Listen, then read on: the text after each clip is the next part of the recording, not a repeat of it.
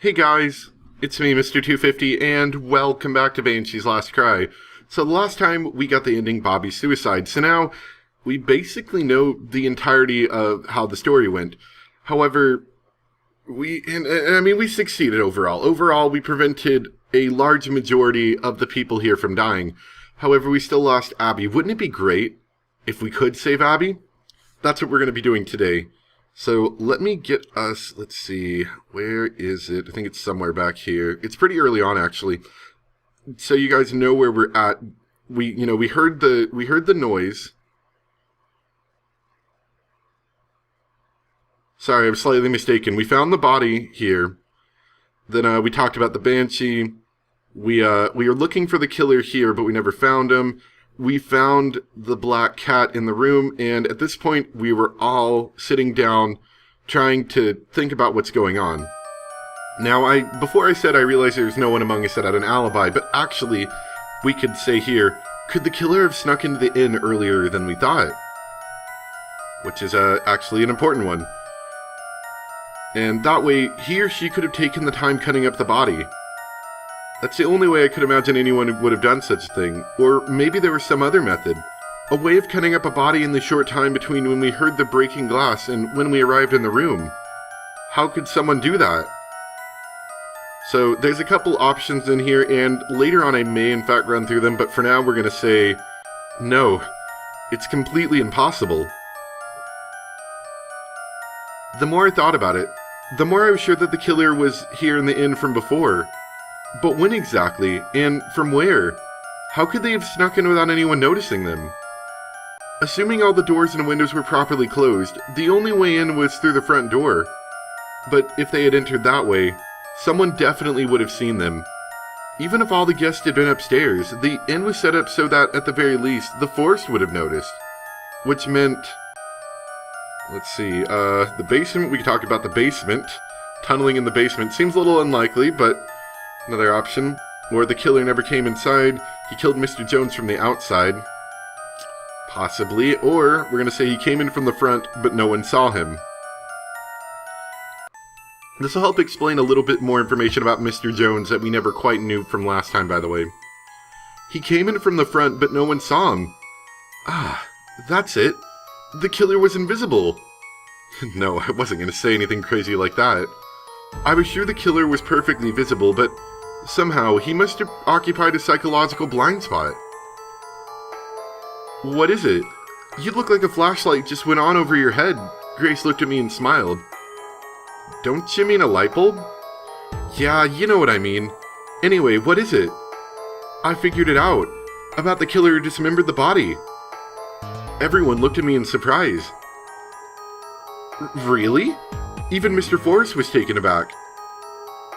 You're not going to tell me you think the killer is one of us, are you? Grace asked in a frightened voice. Yeah, I'm afraid so. Oh no. I said. Now, let's see. We have a few options here. I can't remember if either of these, let's see. I can't remember if saying I'm the killer messes it up here, but I'm going to leave that alone for right now. I think I can say the killer is you, Grace, and I don't think we're going to get in trouble. If I do, I'll back up a bit. Let's see what happens there. I love that sound. Grace's jaw dropped open. She stared at me in utter shock. Max. Oh my god, are you serious? I'd never seen her look so hurt in all the time I'd known her. I tripped over my words until suddenly the sky opened, and the full wrath of Grace descended. Are you out of your freaking mind? You and I were together the whole time. Oh, yeah, that's right, I said, trying to sound casual. Sorry, I take it back. You know, boy, maybe instead of spouting nonsense, maybe you should just shut up. Oh, okay, that was just a joke. I'll tell you what I really think now. So who is it? The real killer is... So it's obviously not Grace. So we're going to say, naturally, the killer isn't me or Grace. For this route, we're going to say Mr. Jones. Hopefully, autocorrect doesn't mess up everything. Hopefully I learn how to type. Uppercase. That's a K. Mr. K. You know what? He doesn't need to be capitalized. He's a scumbag anyway. The killer is Mr. Jones. An uncomfortable silence descended over the room. Finally, it was broken by Grace. Max, what are you talking about? Mr. Jones was the victim. How could you say he's the killer? You don't mean it was like suicide or something, do you? Mr. Buchanan asked. Hearing that, Bobby snorted sarcastically. You gonna call that suicide? If I was gonna kill myself, I don't think I'd be so thorough about it. I never said it was suicide, and I never meant to say I know who killed Mr. Jones. Okay, I'm saying that the body we found chopped up is not the man that checked into the inn under the name Mr. Jones. Not Mr. Jones? Mr. Forrest said, frowning. So who exactly is it? I don't know. Yeah? Bobby laughed contemptuously. So not only do you not even know who the killer is, you even forgot who the victim was, huh? That doesn't make any sense, Mr. Forrest said, frowning. If Mr. Jones wasn't the victim, then where'd the real victim come in from? The front door, of course. But that can't be. When the front door opens, the chime is set to ring. Even if I wasn't at the desk, I would have heard it. True, if he was by himself. But what if he came in with someone else? I'm saying that the victim came in with the Mr. Jones. What are you talking about? Mr. Forrest interrupted angrily, and I skipped the page. He came in by himself, I'm sure of that. Did you look in the ski bag? The victim was inside there. He was already dead and cut up beforehand. All the girls gasped at the same time, covering their mouths as if they were going to vomit.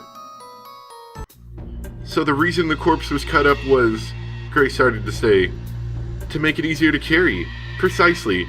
After all, no one could have chopped up an entire body that quickly. Grace, do you remember the note the girls found? Sure.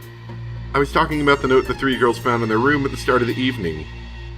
According to what was written on it, we were supposed to find the body around midnight. The fact we found it much earlier was a mistake on the part of the murderer.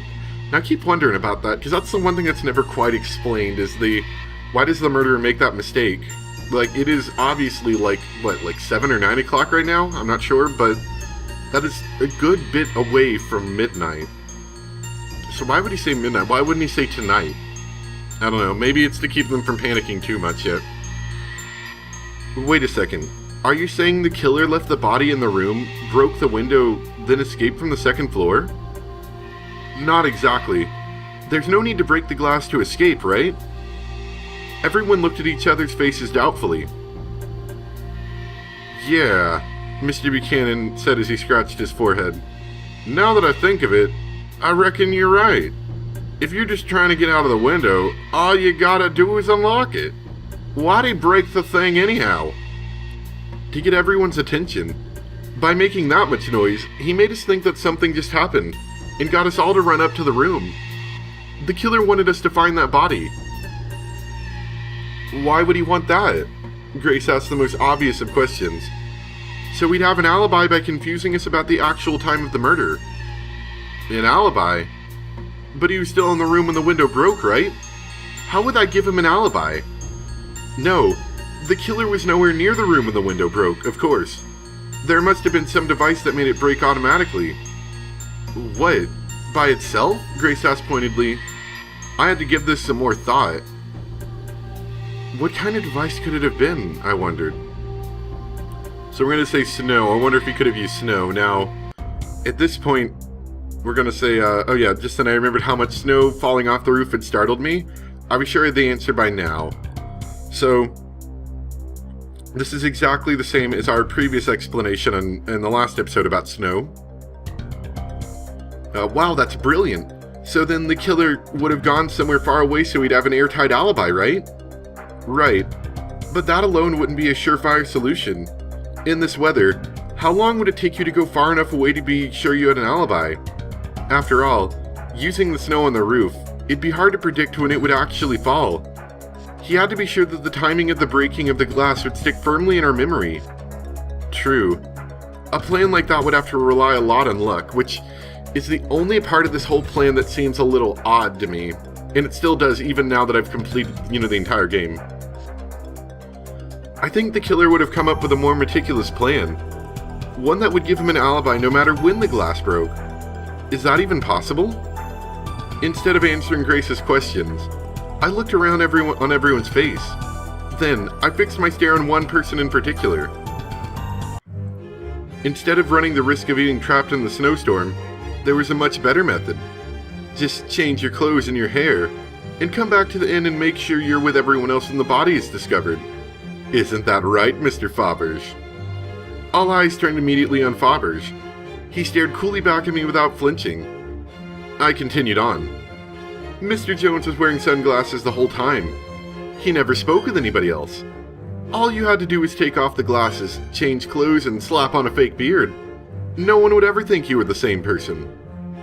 With everyone staring at him, Faberge just laughed. Wow, so that's your brilliant theory? An impossible crime and a miraculous master of disguise, is that it? It doesn't take a master of disguise to do that much. After all, none of us actually knew what Mr. Jones really looked like.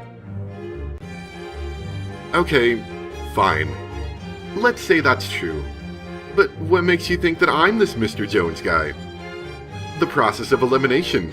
Everyone besides you was already at the inn when Mr. Jones was here. But no one saw Mr. Jones again after you arrived. Wait a second. So that means I'm him? For all you know, the real killer is still trekking through the snow right now. That's true.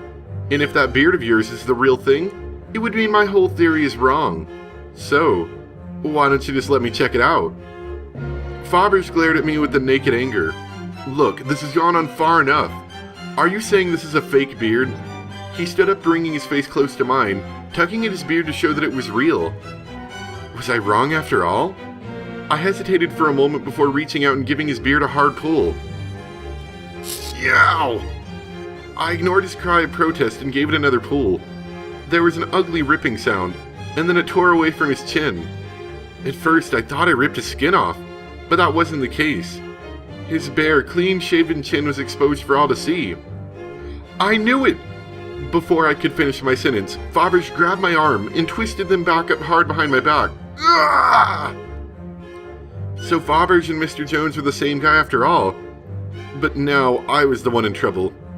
Heh, I didn't think my plan would break down this easy. Guess I don't need this anymore, huh? I heard the sound of him tearing off the remainder of his beard. Everyone gasped. So you're... Before Mr. Forrest could finish his question, Faberge interrupted. Yep, just like he said, I brought the body to the room. I thought my plan was perfect. I didn't count on freaking Poirot here. I tried desperately to free my arms, but he just wrenched them up harder behind my back. Keep it up and I'll break it, he said in a low, threatening voice.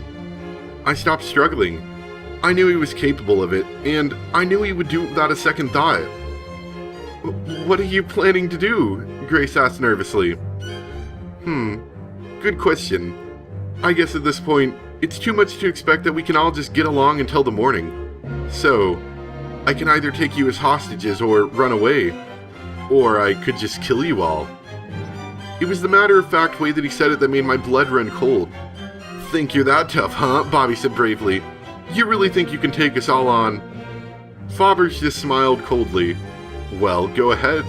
Come and get me, if you don't mind seeing me snap this guy's arm like a twig. Well, I don't like getting my arm snapped like a twig. Bobby, please do what he says, I said, sweat pouring down my face. Guess he doesn't want his arm broken, eh? So what'll it be, kid? Bobby held up his hands resignedly. He must have understood that it wasn't just an empty threat. Seeing him shake with impotent rage, I felt a little guilty for a moment.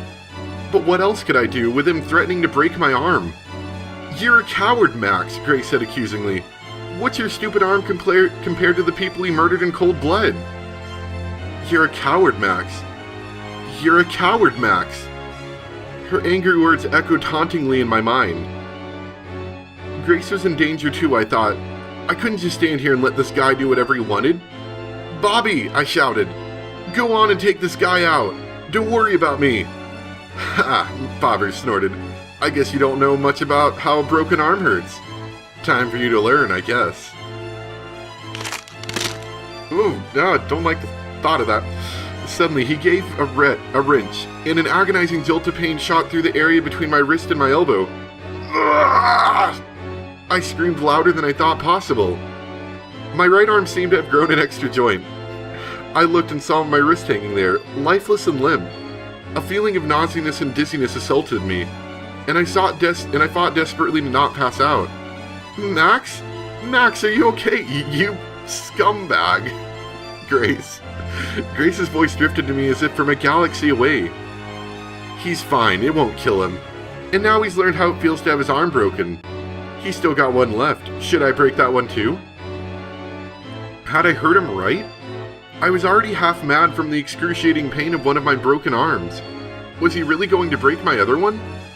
I realized that tears of pain and frustration were pouring down my face, and I became filled with a burning white-hot rage. I didn't want to cry in front of him. I'm not letting you! I heard Grace's shout, followed by the sound of people colliding. My eyes still filled with tears. I looked up and saw Grace and Faberge fighting. Even through my hazy vision, I could tell that the tiny Grace was no match for his big, hulking, brutish mass. So, let's see. Because of my broken arm, I couldn't do anything but grit my teeth in frustration. That's right. You lost all your spunk, didn't you? But at just that instant, Grace spun like a ballet dancer, and Faberge flew up in the air. I felt like I was watching it in slow motion. A moment later, he landed on his back, right in the center of the table. Broken mugs flew this way and that. It wasn't until I saw him lying there unconscious, eyes rolled back in his head, that I realized that Grace had just thrown him. For a few seconds, everyone just stood there frozen in shock, unable to speak. Even Grace herself looked surprised. She turned to me, slightly embarrassed. I'm learning Aikido for self-defense. But I didn't think I could do that. I guess he underestimated me because I'm a woman. As if on cue, everyone suddenly started to move around frantically. They hurried to tie him up while he was still unconscious. Mr. Force brought some laundry cord, and Bobby tied him up tight and rolled him on the floor. Grace and Colleen quickly worked together to put a splint on my broken arm. Once those emergency needs were taken care of, everyone took a well-deserved sigh of relief and collapsed on the sofas. Oh yeah. But seriously, Grace, the throw you did on him was incredible, Mr. Forrest said. I still can't believe it. Everyone nodded enthusiastically in agreement. Apparently, my little Sherlock Holmes act wasn't as exciting as Grace's Steven Seagal imitation. I'd just been getting ready to go into some more details about how I started to suspect Faberge, and how I saw through his tricks. I'm sure they would have been really impressed. To be honest, I felt a little unappreciated. But, oh well, I thought, at least everyone is okay. Does your arm hurt much? Grace asked worriedly. Yeah, well, my arm felt hot, and my head was still a little woozy. You were so brave, Max. No, I wasn't. You were the brave one, Grace. No, Max. If it weren't for you, we would have never figured out who the killer was. We may not have even made it through the night alive. True that. I hadn't even thought of that. Did I really just save lives? Let me show you a magic trick. A magic trick? A trick to make your pain go away. Grace took a quick look around to make sure no one was watching, then brought her face close to mine. Softly and gently, like the wings of an angel, her lips brushed against my own. Well, how does your arm feel now? For a few seconds, I couldn't even speak. The pain's gone. It was true. I didn't feel any pain in my arm at all. Even the memory of all the blood and death was gone from my mind. There was still just one thing on my mind. It's starting to hurt again. Can you show me that trick one more time? Oh, Max, look at you. You little devil there. And so this is, there's 3 endings in this game that I would call true endings. Because while Bobby's suicide is kind of an ending, and we did solve the crime, it still has quite a bit of melancholy to it, and you don't actually get credit, so I still don't consider it to be a true ending. It is an alternate ending. is probably the best way to put it. I would say Grace Skewers Faberge, the one that we got before this, is probably another alternate ending that's even worse, because even more people are dead at that point. But yeah, that's one of what I would consider a true ending. Now, I'm not sure how long these other two are going to take. They will be a lot shorter than this one. We might be able to wrap them all up into this one episode. I'm going to scroll through this a bit faster. You can see all of the musicians here. And actually, in the original game, I think all of the pictures were taken from a resort in Japan. However, in this game, they actually retook the pictures because, you know, they were all a lot of really old pictures and very low res and stuff. They actually took these pictures from a resort in Canada, which is kind of neat. US localization axes. Just gonna kind of scroll through this. A good luck charm. You managed to solve the mystery without a single victim, even better than last time. You've earned additional choices and can now continue the story. So we've done pretty good. Now, we're gonna hop back to Boiling Suspicion, back to the beginning. And let's see, the next one on my list was scrolling through here. Alright, we're back here again. So we're actually, this one should read quite quick. So at this point, this is when Faberge is threatening us again. He's like, I'm gonna snap your arm like a twig, son. And before we said, Bobby, please do what he said. But this time we're gonna say, don't worry about me, I shouted, get him. And same thing. Ooh, get that arm broken yet again. So basically the same thing happens, honestly. Like, it doesn't matter if we tell him not to worry about us or to just, you know, or to do what he said. But instead of just sitting here gritting in frustration, let's fly into a berserk rage. The moment I made impact, blinding pain like lightning, shot like lightning from my arm to my shoulder, then from my shoulder to my brain. That was almost enough by itself to knock me out, but I grit my teeth and held on with all my strength. I glared with hatred at Faberge, and was favored with a look of complete shock by him. You! In the brief second he was distracted, Grace had brought her foot up hard, straight between his legs. She stepped back, and Bobby flew at him like a rocket, his fist smashing into her face with a loud crunch. He was still standing. I saw Mr. Forrest sneak around behind Faberge and wrap both arms around his neck. Mr. Buchanan and some of the girls also joined in the attack. Basically, everyone just gets into a big punching match. The sound of people fighting, screams of pain and rage, and the crash of breaking objects became my lullaby. I closed my eyes, collapsed on the floor, and lost consciousness. When I came to, I was lying in a bed. I didn't know if they had called a doctor or what, but my right arm was encased in a heavy white cast. This is probably a lot later, I imagine. On the other bed, Grace was sleeping with her head in her arms.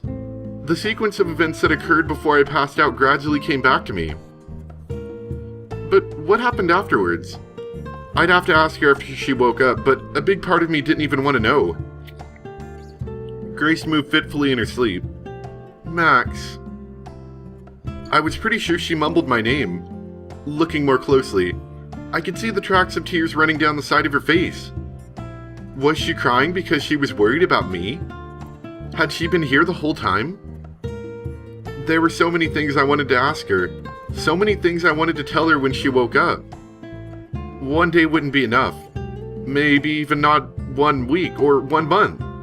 But I already knew the first thing I was going to say. Grace slowly lifted her head and rubbed her eyes. I softly called out, "Good morning, Grace." And there's another ending for you. Let's quickly scroll down to the bottom here. A desperate tackle. Same thing as before. Got through it without a single victim. So that one was a pretty quick one. Honestly, there wasn't a whole lot different. But it is technically a different ending. Now let's see. The next one we're gonna do is right here. Okay. Yeah. So let's get back to that. Alright, back to the killer's name again. Same place, nobody's been killed yet. Same place that these last two endings have originated from. So instead of saying Mr. Jones this time, we're gonna say Faberge again. Hopefully it doesn't autocorrect that. Nope, crap. Okay, probably need Mr. in there. There we go. The killer is Faberge, I said confidently. Faberge? Grace said, skeptical. But he was in the lounge the whole time after he arrived. Oh, wait a sec. I'm sure he went to his room at one point. Grace looked up as if she was trying to remember. Oh, I remember now. He went up to drop off his luggage. It couldn't have been more than a couple minutes. How could he have killed Mr. Jones and cut him up in that amount of time? Grace certainly was standing up for him. Did she have some kind of thing for him? All sorts of unpleasant thoughts crossed my mind as I opened my mouth. You're right, it would be impossible. We're not going to go with the other one apparently, because that's what the route's telling me to go for. You see, Max, you really should think more carefully before you open your mouth, seriously. Grace lectured me as if she was talking to the stupidest person in the world. Okay, he didn't have enough time to kill Mr. Jones, but maybe he had enough time to kill Mr. Smith. Mr. Smith? Grace asked in surprise. Who's that? I just made up that name. I don't know his real name. Maybe I should just call him John Doe. Huh? What are you talking about? In other words, I don't know who that dismembered corpse was, but it wasn't Mr. Jones. It wasn't Mr. Jones? So who was it?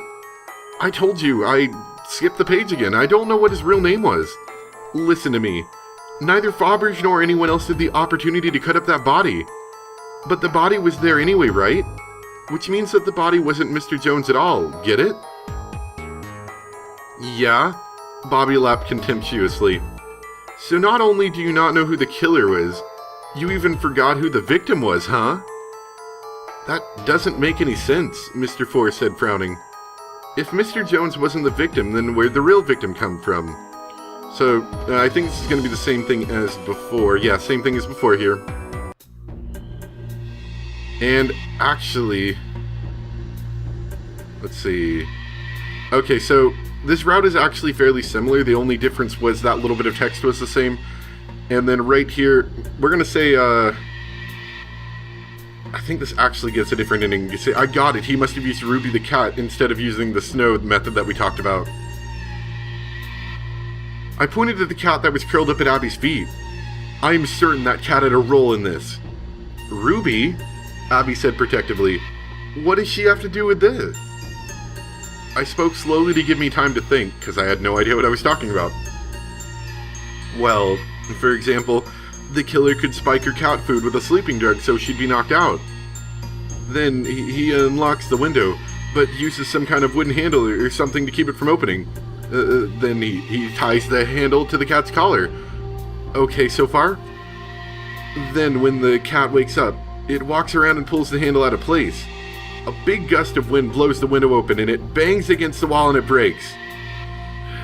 Well, it's true that I didn't see Ruby all day, but could that have really happened? Abby sounded a little shocked as she stood and looked down by the cat at her feet. I felt satisfied that my theory had been accepted. Wait a minute, Abby said suddenly. That room was locked. How could Ruby have gotten out? Besides, whatever happened to the string or whatever that must have been tied to her collar? Locked? How could she have gotten out? Flustered, I stared at all the faces around the room. I got it, Grace announced suddenly. You figured out how she got out? I asked anxiously. Grace shook her head. No, your whole theory is wrong. It was snow. The killer used snow. Snow? I asked, capable only of repeating her words like an idiot. Alright, same thing here, yeah, I think it's all the same. Right, but that alone wouldn't be a surefire solution. Let's see, I think, yeah, this is all still the same. So I think the only real difference between this and the other endings is that instead of you figuring out, Grace figures this out. I think.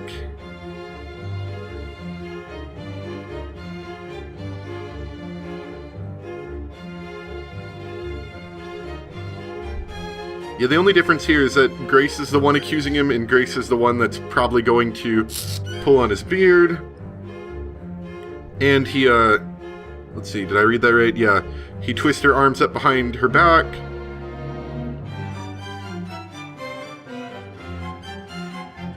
And the difference is that he calls her Miss Marple.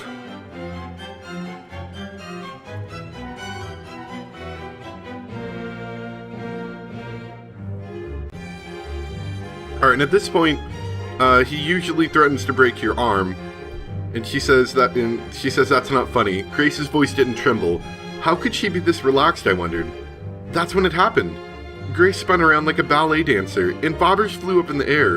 It felt like I was watching in slow motion. And, yeah, basically Grace does the exact same thing as before, only we don't get our arm broken. Everyone nodded enthusiastically in agreement because of her incredible throw. That's right, little lady. You should open up your own detective agency. Folks stampede in like a herd of horny buffalo. Oh, Mr. Buchanan, stop teasing me, Grace said. She was clearly pleased with the compliment, though. That ain't no joke, missy. It's a brilliant idea, is what it is. Oh, sweetie pie, don't go giving this girl weird ideas. As usual, Mr. Buchanan didn't seem to care about his wife's opinion. I felt a little frustrated. I thought I had done a pretty good job with most of my reasoning. Grace glanced over briefly at me. Maybe I should give it some thought. A detective agency, huh? Not a bad idea, don't you think, Max? Huh? Oh, yeah, sure. I could bring you in as my assistant. Jeez, thanks.